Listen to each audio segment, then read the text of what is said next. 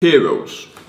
We all have them. Heroes are people who we think has really achieved something in life, and perhaps people we want to replicate. The nature of the word hero suggests that they're unearthly beings, that they have powers above ours, which in some cases could be true. There's probably some quite popular heroes to have. If you're an entrepreneur, probably Jeff Bezos, right? If you're a bodybuilder, Arnold Schwarzenegger. Maybe you want to achieve some of the things that they achieved and do certain things that they did. But for me, my hero is the creator of Wallace and Gromit, Nick Park. If you don't know who I am, which these videos get like 40 views, so probably not.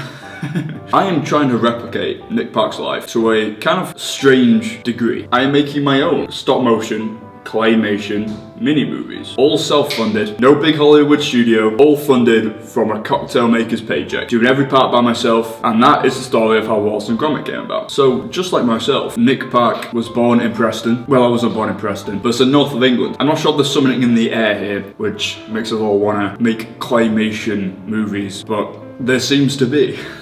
As a kid, he was gifted a Super 8 camera. Now, every single director you probably know started off as a kid using a Super 8 camera, because back in the 70s, 80s, 90s, that was the most accessible camera you could get.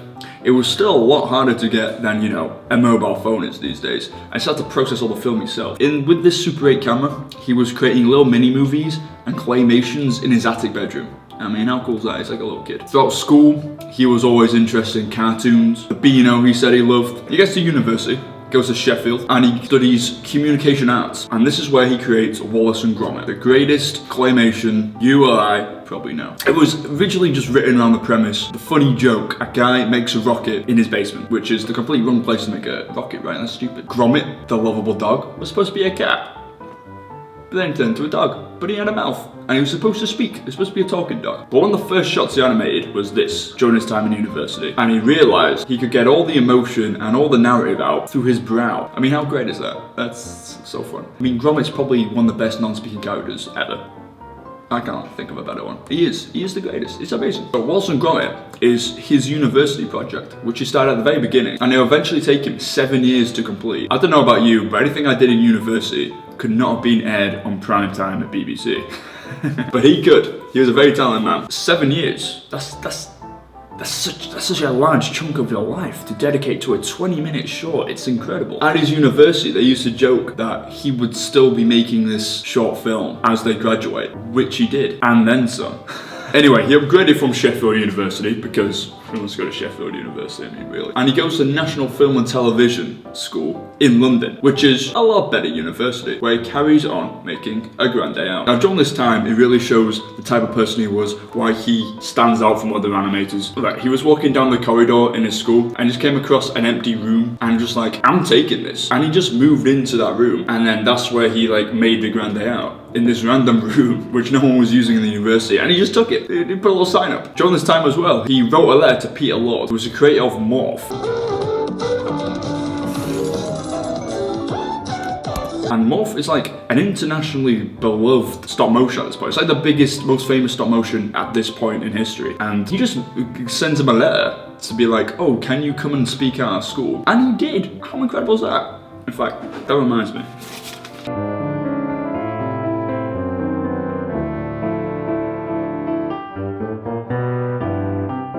So he meets Peter Lord here a few years later, after he graduates university, and he's got nothing. All the money he's ever made, the little paychecks he got from jobs, he put straight to Wallace and Gromit. Peter Lord, after they met, he must have seen something in this kid. I mean, like, the amount of ambition he had, the amount of drive, lets him work at Aardman, and they would help him. Now, they didn't invest in the project, they didn't give him money towards it, but they gave him materials and space and tech. It's pretty much an investment, really. But he still had to very much fund a lot of it himself. I don't think they gave him free clay. Maybe a little bit. Maybe scraps he could find. So now he works at Aardman, part-time, making adverts, making Creature Comforts, which is another show at that time. And he's making these during the day, and then at night he would go and make a grand day out. I mean, that level of commitment, that's incredible, right? I mean, imagine finishing your day's work and being like, okay, let me just do that all over again, but this time without pay. Like, he really believed in Wallace and Gromit, and I don't blame him. They're really cool characters, really cool characters. I believe in Wallace and Gromit. I believe in Wallace and Gromit. They should run for Prime Minister, that'd be great. And then, after 7 grueling years, doing this all by himself, with no gratification, with very little feedback, Wallace and Gromit was eventually finished. This is his very first short-length film, and it got an Oscar nomination. It unfortunately lost to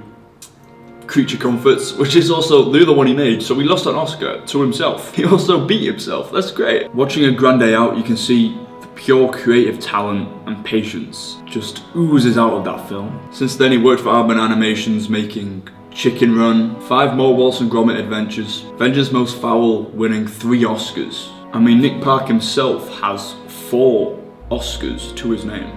Nick Park made stop motion animation how we know it today. He made it so mainstream, he made it available to everybody. Instead of being a really obscure art, made fun and really easily accessible adventures out of it. That was him. And that very essence is what I wish to try and carry on in my life. So, how do I compare to Nick Park? Comparison is the thief of joy. Never compare. However, for the process of this video, that'll be fun too. So when I was a kid, I too made little videos. They're like Nerf gun action movies I made with my friends. They're actually pretty well edited, I think they're actually pretty good. I'll have to release them one day, eventually, not yet. And I started making little Lego animations, which I actually never finished. I didn't have the patience back then. I also made a claymation. It was like a Shaun the Sheep knockoff. It was a pig called Pork. Pretty psychotic, you know. I had a little pet hedgehog, and I walked the pet hedgehog. He's a normal dude, but it was a pig with a square nose. Unfortunately, I actually lost all the footage of that. I will find it eventually. After this, when I was about 17, is when I came with the idea of smoking barrels. Simply, my 2 favourite bits of media were Wallace and Gromit and Goodfellas, the Martin Scorsese movie. So I thought, why not just put them together and create a stop motion gangster show. At the time I was like, damn, that's a damn good idea, I would watch that. So I went to university and studied advertising. At this time, the whole narrative of school probably got to my head, and I thought, yeah, I'm just gonna be a normal businessman in an office, that's how I'm gonna be. And I tried to, until I really realized that that path was not for me at all.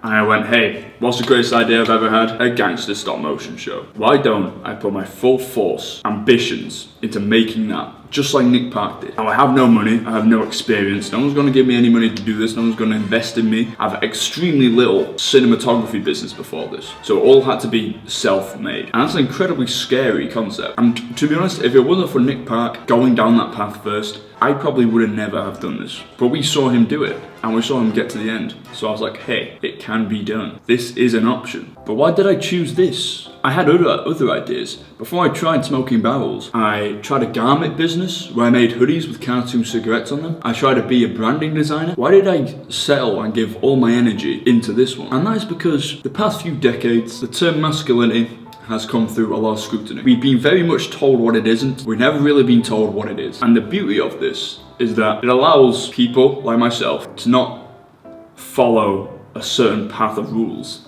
but to make it ourselves and find out what masculinity really is to myself. And after a lot of meditation, that's right, I took the spirituality route, that's a bit wet, and I realized that masculinity to me is doing extremely hard and ambitious things without the need of gratification. It's about building up these conceptual character traits that we all have within us, just like we would do our muscles at the gym, to extreme amounts. Patience being a really big one.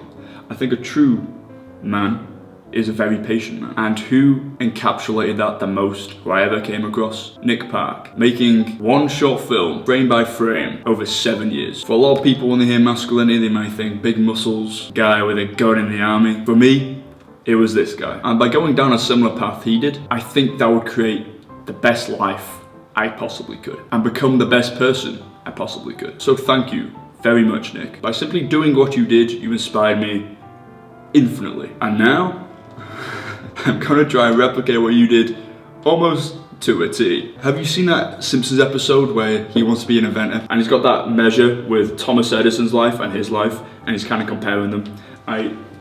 I don't actually have one of those. I should make one of those. I have one in my head. So I'm like, damn, that guy really changed a lot of lives. And boy, does he have a lot of really, really admirable character traits that I want to build up myself. And then the way to build them up is to go to the conceptual gym. And this is the gym of patience. Speaking of which, I now have to go and do my daily bit of animation.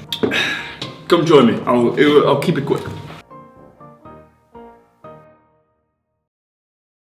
Is it done?